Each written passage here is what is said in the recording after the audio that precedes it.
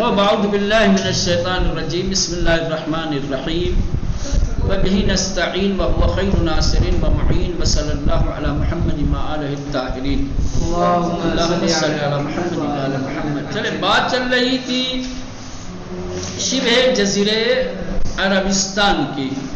ٹھیک، عربستان کا جو شبہ جزیرہ ہے اس کے بارے میں آشنائی اور معلومات حاصل کر رہے تھے. بات یہاں تک پہنچی تھی معادن طلا و نقرے و احجار کریمے یعنی سنگھائے پر قیمت از قدیم منابع ثروت شبہ جزیرے بود.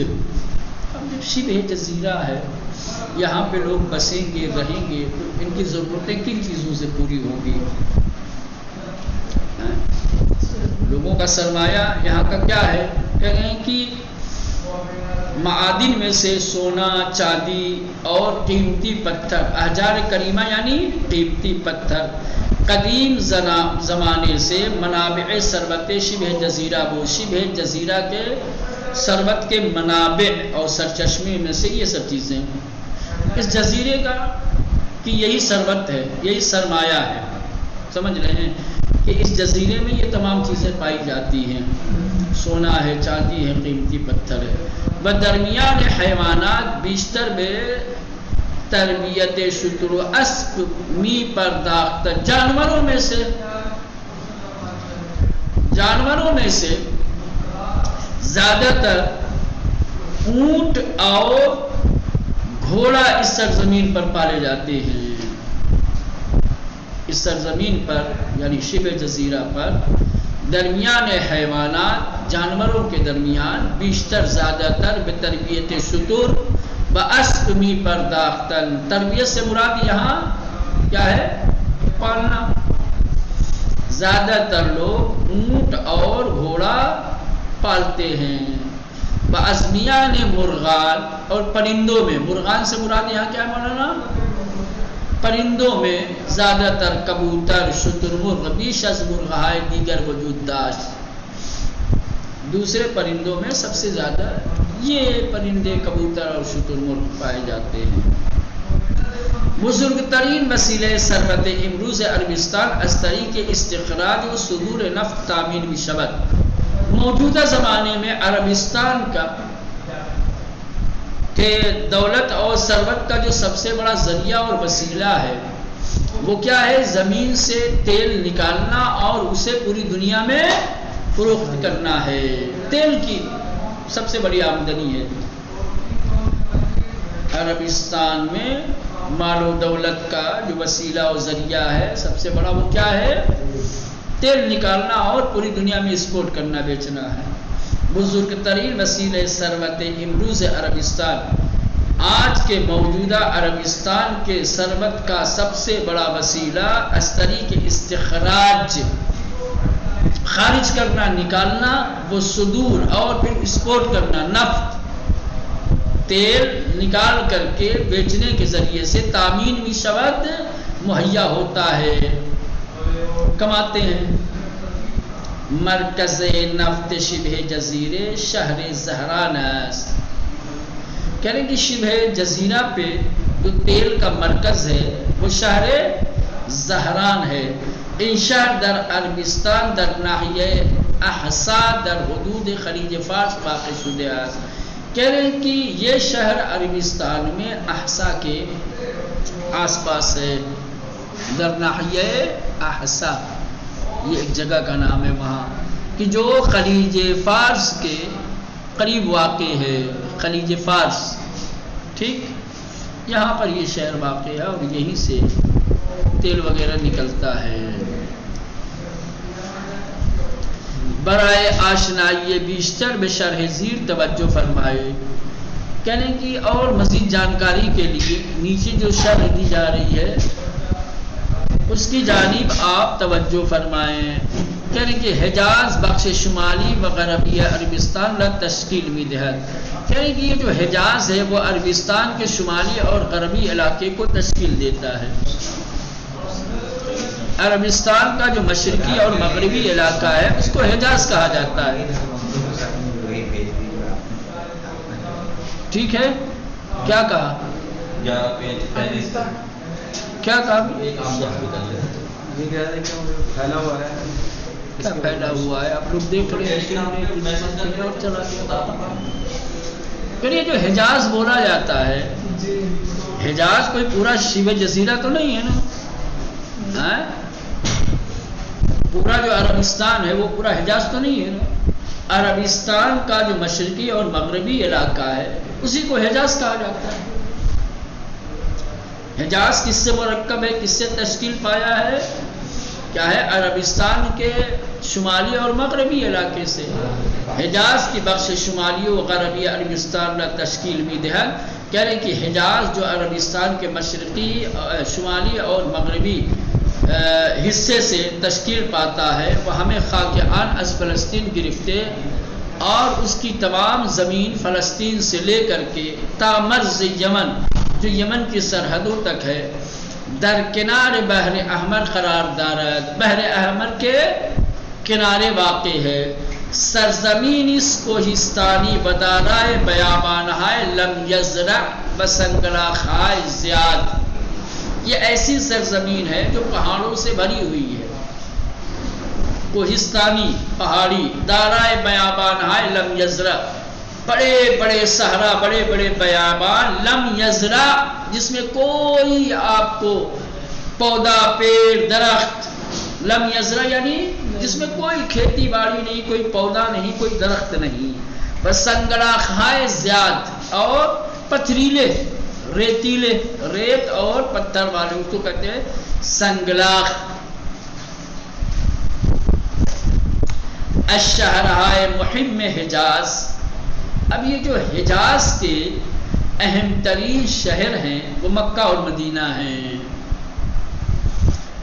عربستان کے شمالی اور مغربی علاقے میں حجاز آتا ہے، اور حجاز کے اہم ترین شہروں میں مکہ اور مدینہ واقع ہے. حجاز السابق دارائے دو بندر بود، کہنے کہ حجاز قدیم زمانے سے دو پورٹ، دو بندر کا مالک رہا ہے. بندر جانتے ہیں نا؟ ہاں، بندرگاہ، جہاں پہ کشتیاں ٹھہرتی ہیں، جہاں حمل و نقل ہوتا ہے کشتیوں پر، پورٹ جس کو کہتے ہیں. یکی جدے، ایک جو ہے جدہ ہے، سمجھ رہے ہیں؟ ایک بندر جدہ کی اوہانی مکے از آن استفادے میں نمایاں، کہ جس بندرگاہ سے مکے کے لوگ استفادہ کرتے ہیں. جدہ میں جو بندرگاہ ہے اس بندرگاہ سے مکے اور مکے کے آس پاس کے لوگ استفادہ کرتے ہیں. ودیگری ینبوع، دوسری جو بندرگاہ ہے حجاز میں وہ کیا ہے؟ ینبوع ہے، کہ اہل مدینہ قسمت مہم از نیازہائے خود را از ان بندر بدست میآورند. مدینے کے لوگ اپنی زیادہ تر ضرورتیں اسی بندرگاہ سے حاصل کرتے ہیں.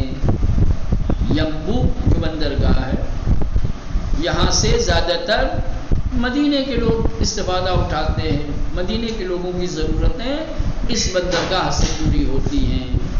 ان دو بندر در کنارے دریائے احمر واقع شدہ است. اب یہ جو دو بندرگاہیں ہیں یہ دریائے احمر کے کنارے واقع ہے. ظاہر سی بات ہے، پورٹ ہے تو دریا ہوگا تبھی پورٹ ہوگا، بغیر دریا کے تو پورٹ نہیں ہوگی نا. تو یہ جو دو بندرگاہیں ہیں حجاز کی، ٹھیک، ایک جدہ میں واقع ہے، اس کا کوئی خاص نام نہیں ہے، ٹھیک، یا اس کو بندرگاہ جدہ کہتے ہیں. مکے اور مکے کے اطراف کے لوگ اس بندرگاہ سے استفادہ کرتے ہیں. یہاں سے حمل و نقل ہوتا ہے، کچھ چیزیں وہاں سے ایکسپورٹ کی جاتی ہے دوسرے ممالک، کچھ دوسرے ممالک سے آتی ہیں یہاں پر. دوسرا جو پورٹ ہے حجاز کا، جو دوسرا بندرگاہ ہے وہ ہے ینبوع. ینبوع بندرگاہ اپنے زیادہ تر یہ مدینے کے قریب ہے، تو مدینے کے آس پاس کے لوگ زیادہ تر اپنی ضرورتیں کیا ہے یہیں سے حاصل کرتے ہیں. یعنی یہیں باہر سے جو اشیاء آتی ہیں، جو چیزیں آتی ہیں وہ اسی بندرگاہ پہ آتی ہیں، تو مدینے کے لوگ اسی بندرگاہ سے حاصل کرتے ہیں اپنی ضرورت کی چیزوں کو. اور یہ دونوں بندرگاہ چاہے وہ مکے کے قریب والی ہو چاہے ینبو ہو، یہ دونوں پورٹ اور دونوں بندرگاہیں دریائے احمر کے کنارے واقع ہیں۔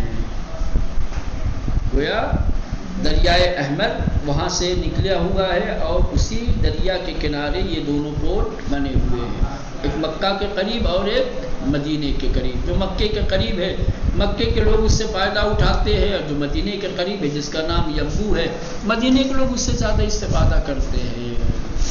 اب یہاں سے دو اہم شہر جو حجاز کے ہیں، مکہ اور مدینہ، اس کے بارے میں جانکاری آپ کو دیں گے، اس کی تفصیلات بیان کریں گے۔ مکہ معظمہ از مشہور ترین شہرہائے جہان، دنیا کے مشہور شہروں میں سے ایک ہے، وپر جمعیت ترین شہرہائے حجاز، اور حجاز کے شہروں میں سب سے زیادہ جمعیت والا، سب سے زیادہ آبادی والا، ٹھیک، دنیا کے مشہور ترین شہروں میں سے شہر ہے مکہ، اور حجاز کے سب سے زیادہ آبادی والے شہروں میں سے ایک ہے مکہ۔ بحدود 6000 میٹر از سطح دریا بلند ترس، یہ شہر دریا کی سطح سے تقریباً 3000 میٹر کیا ہے، بلند ہے، اونچائی پر ہے۔ 300 میٹر 300 کہاں ہے، 3000 ہے، اسی کا جو 300 ہے میرے میں دیا ہے 3000، 3 نقطہ دیا ہوا، 300 ہوگا کہ 3000 ہوگا؟ 3000 بہت زیادہ ہو جائے گا، میرے میں جو دیا میں وہی تو پڑھ رہا ہوں۔ 300 ہے، 3000 سے زیادہ بچے ہی ہو جائے گا، بہت زیادہ ہو جائے گا، سکتا ہے یہاں غلطی ہو گئی، 300 مان جا، 300 متر تقریباً دریا کی سطح سے بلندی پر یہ شہر واقع ہے۔ شہر مکہ چون میانے دو سلسلے کوہ واقع شدہ از دور دیدے نمی شود، کہ مکہ شہر دو پہاڑیوں کے بیچ میں واقع ہے، اسی وجہ سے دور سے یہ شہر نظر نہیں آتا، دو پہاڑیوں کے بیچ میں شہر مکہ واقع ہے، اسی وجہ سے دور سے یہ شہر نظر نہیں آتا۔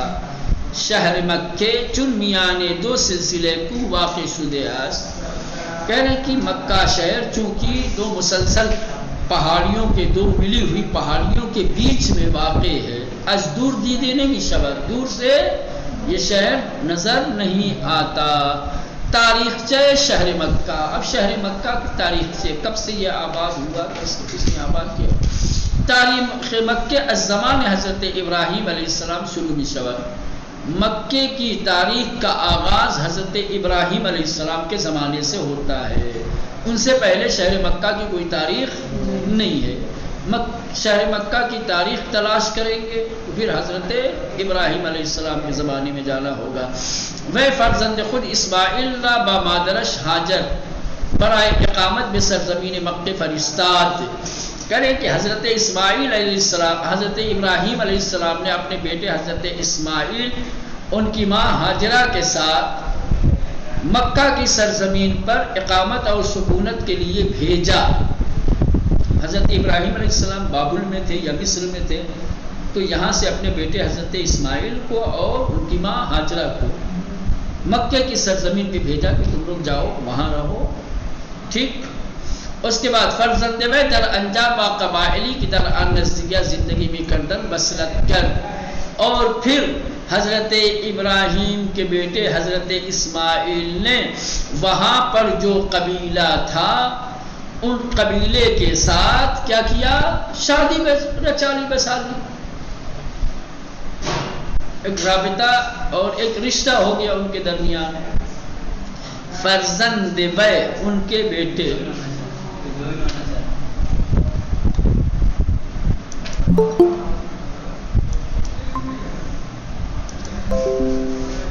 فرزند بے ان کے بیٹے کی حضرت ابراہیم علیہ السلام کے بیٹے در آنجا وہاں پر با قبائلی کے اس قبیلے کے ساتھ در آن نزدیکی ہاں زندگی می کردن، کہ جو مکے کے قریب زندگی کر رہے تھے، زندگی گزار رہے تھے، وصلت کر، یہ فارسی میں وصلت کر یعنی رشتہ کر لیا، شادی کر لی اس قبیلے میں۔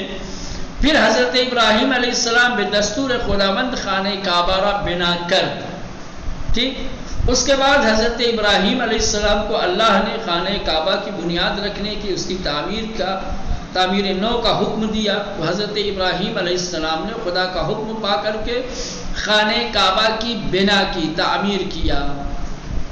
وَإِذْ يَرْفَعُ إِبْرَاهِيمُ الْقَوَاعِدَ، ٹھیک، وہ بنا بھی یک رشتے روایہ تصحیح بنائے کعبے را کی یادگار حضرت نوبود تعمیر نمود، و بنا بے ایک رشتے روایہ، کیا آپ نے کیا یہ لکھا ہے؟ و ایک رشتے روایہ، روایت صحیح، یہ دونوں ملا دیا، اس پیش نہیں مارا ہے، ہاں، وہ بے یک رشتے روایات صحیح اور صحیح روایتوں کے بنیاد پر، یہ رشتے یعنی یہ گروہ روایتوں کی ایک صحیح فہرست ہے، کچھ صحیح روایتیں ہیں، ان صحیح روایتوں کی بنیاد پر خانہ کعبہ کی بنا کی جو حضرت نوح علیہ السلام کی یادگار ہے اس کی تعمیر کی، یعنی بتانا یہ چاہتے ہیں کہ حضرت ابراہیم علیہ السلام نے خانہ کعبہ کی بنیاد نہیں رکھی ہے، خانہ کعبہ حضرت نوح علیہ السلام کی یادگار پہلے سے تھا، جناب نوح کے ذریعے سے خانہ کعبہ کی بنیاد رکھی ہوئی تھی، حضرت ابراہیم نے کیا ہے اس بنیاد کی تعمیر کی ہے، سمجھ ہے، تجدید کی ہے، نہیں ہے کہ ابتدا سے ہی حضرت ابراہیم علیہ السلام نے خانہ کعبہ کی بنیاد رکھی ہو، ڈالی ہو۔ خانہ کعبہ حضرت ابراہیم کے ہاتھوں سے بنایا ہوا ہے، لیکن اس کی بنیاد حضرت ابراہیم کے ہاتھوں سے نہیں پڑی ہے، دیواریں کھڑی کی ہے، ٹھیک، ایک گھر کی شکل میں، ایک مکان کی شکل میں، جو اس کی چار دیواری ہے، جو اس کی چھت ہے، یہ حضرت ابراہیم علیہ السلام نے سب کچھ بنایا ہے، لیکن خانہ کعبہ کی جو بنیاد ہے، بنیاد حضرت ابراہیم نے نہیں رکھی، اس کی بنیاد حضرت نوح کی یادگار تھی، یعنی حضرت نوح کے زمانے میں بھی خانہ کعبہ تھا، اور شاید حضرت نوح علیہ السلام نے ہی خانہ کعبہ کی بنیاد رکھی ہو، ٹھیک۔ بعضن پس آبادی شہر مکہ شروع شو، جب حضرت ابراہیم نے خانہ کعبہ کی تعمیر نو کر دی تو پھر اس کے بعد سے آہستہ آہستہ یہ شہر آباد ہونے لگا۔ تو یہ ہے مکہ کی مختصر تاریخ، اللہ مکے کی تاریخ بڑی ضخیم ہے، پوری کتابیں لکھی گئی ہیں اس کے اوپر، تمام تفاصیل اگر آپ جا کر کے دیکھیں، یہ مختصر میں بتایا کہ مکہ ایک ایسا شہر ہے کہ جس کی تاریخ حضرت ابراہیم علیہ السلام سے ملتی ہے۔ سب سے پہلے حضرت ابراہیم علیہ السلام نے اپنے بیٹے حضرت اسماعیل اور ان کی ماں ہاجرہ کو اس سرزمین پر آباد ہونے کے لیے بھیجا۔ جب وہ آئی یہاں پر تو آس پاس میں جو قبیلے رہتے تھے، ٹھیک، وہاں جو ہے حضرت اسماعیل علیہ السلام کی شادی ہو گئی، اور پھر اللہ نے جناب ابراہیم کو خانہ کعبہ کی دیواریں بلند کرنے کا حکم ملا، تو حضرت ابراہیم علیہ السلام نے خانہ کعبہ کی تعمیر نو کی، اور پھر اس طریقے سے یہ شہر آہستہ آہستہ